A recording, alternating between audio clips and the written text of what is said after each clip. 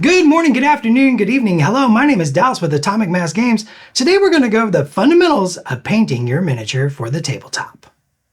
For this project, you will need a miniature holder, primer, brushes, paint, water cup, paper towels, well palette, wet palette, and double-sided tape.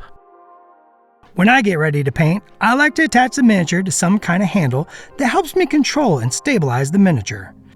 You don't have to break the bank on this. Your handle can be the bottom of an old paint bottle, a spray paint top, a pill bottle, a cork, or even a dowel. Before you paint, you need to prime your miniature. Primer is what helps paint stick to the mini, just like priming the walls before painting in your home. There are different ways to do this. There's brush on primer and spray on primer, or you can airbrush on your primer. Make sure you use a thin coat to maintain the detail and the sculpt of the miniature. Now it's finally time to start painting. You'll use miniature hobby paint, which is specially formulated for miniature painting. Put a small drop in your well palette. Remember, a little goes a long way. Add a touch of water to the well to thin it out if you need.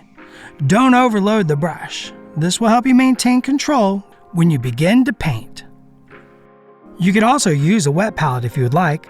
Some people enjoy this because it keeps paint wet longer and allows you more area for mixing. This is great for maintaining your custom mix colors over a few sessions.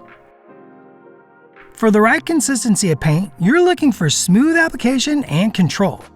I use a little bit of plastic art to test to make sure it feels right. If the paint feels too thick, I'll add a touch of water. If it feels too thin, it'll run all over the place and you'll need to add more paint. When it's just right though, it should go on a controlled and smooth. It's important to maintain your posture and stabilization while you paint. Anchor your elbows and your wrists. Breathe and keep your diaphragm open. Holding your breath will actually have the opposite effect, contrary to popular belief. This gives you the control and the stamina you need to press through those longer painting sessions. Base coating the miniature is the process of adding your first few thin layers of paint to all the elements of the miniature. Don't worry about shading or highlights at this stage. You don't need to be perfect because painting miniatures is the fine art of correcting one's mistakes. You'll be able to finesse those details later on. You'll want to apply several thin coats instead of one heavy coat. When the paint is too thick, it fills the recesses and diminishes the detail in the sculpt. Experiment with the consistency of your paint as you work. If the paint is pulling in recesses and dripping away from the tip of the brush, it's probably too thin. If the detail is disappearing under the paint, it's probably too thick. Make sure your paint consistency is working for you, not against you. It's easy to thin the paint out more, but you can't re-thicken it without adding more paint. This is a process that requires patience. Move methodically through the process from color to color. Take your time and make sure you're turning your miniature all around in 360 degrees to spot anything you may have missed before you move on to the next steps.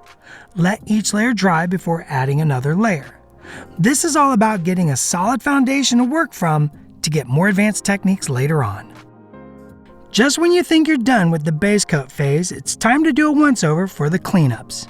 Have a look around your miniature, hunting for any place the paint may have gotten where you didn't want to get it, and touch it up with the correct color.